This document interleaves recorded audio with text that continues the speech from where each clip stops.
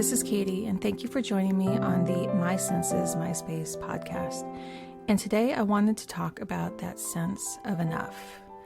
And again, this isn't a proper sense that you can pinpoint onto touch, taste, smell, or sight, but sometimes it is. When you think about having enough food, you can use your senses. When you think you can have enough warmth, you can feel it in your senses. But what about that emotional support, feeling like you are enough to other people, that you are enough in a situation? Maybe it's a group that you're providing support for, if you're volunteering or if you are part of a team at work, and not having that imposter syndrome feeling.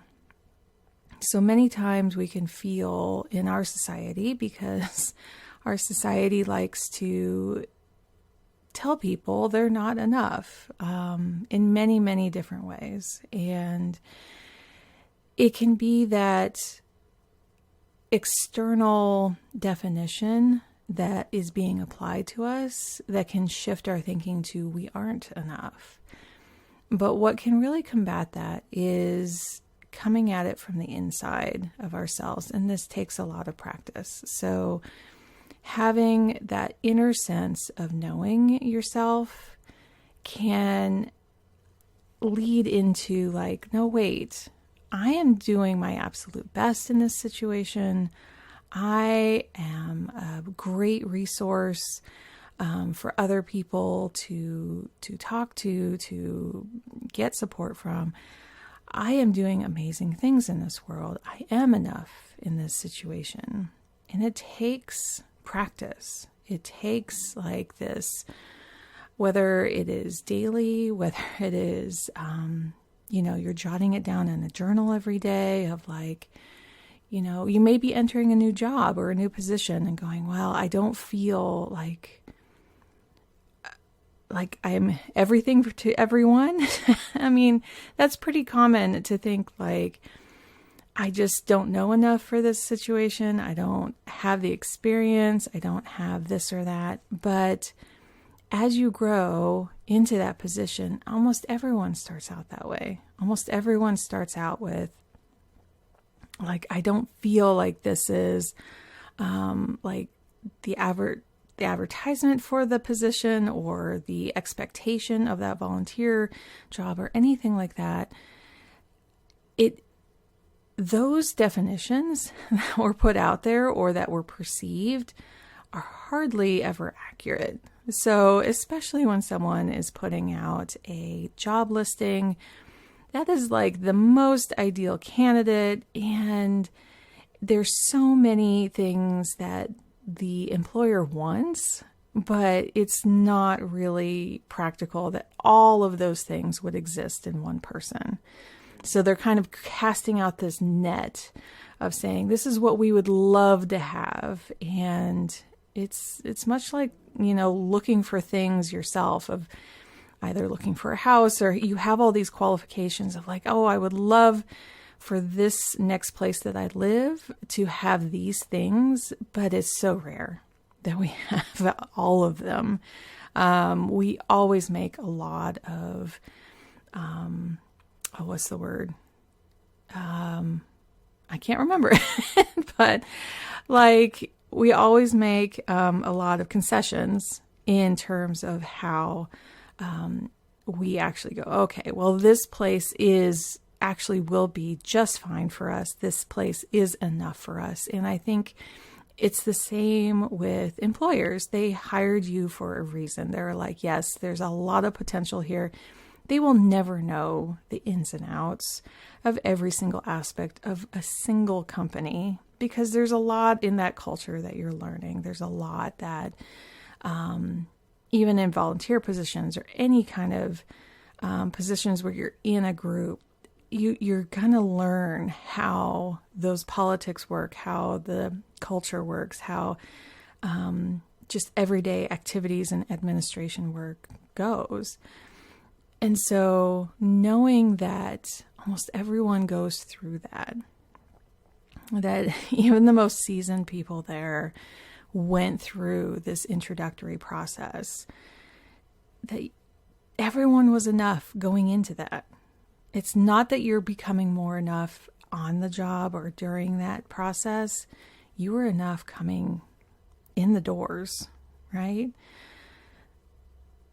Another flip side of all of this is, do I have enough around me? Like, it's very, I tie this in because that word enough is just used so in such a wide way. So do we have enough things in our house to make it easily usable every day? Do we have enough food in our fridge? Do we have enough of this or that? And it can be very deep-seated into our coming from childhood. If we never did have enough of physical things or food, we can very much feel like there's this feeling of lack, and we can get very stressed out by that, have a lot of anxiety, and during our adulthood, we can focus on these things, and it needs therapy. It needs healing. It needs some time to go, you know what I have around me is enough, but I can't see that yet. And so how do I heal through that? And I still have my own things that I have to deal with that way too. I'm still seeking healing on certain things with that as well. I think we all are. I think there's so much in our society that tells us we don't have enough through social media. Like, look at what everyone can buy and have these, amazing pictures and things. And then they are enough, and then they are experiencing the holidays enough, or they are experiencing life enough. That's not true, right? Like, you can have enough just with what is deemed necessary by you. And that's what the key thing about enough is there's this inner knowledge that for me, for you, this is all I need.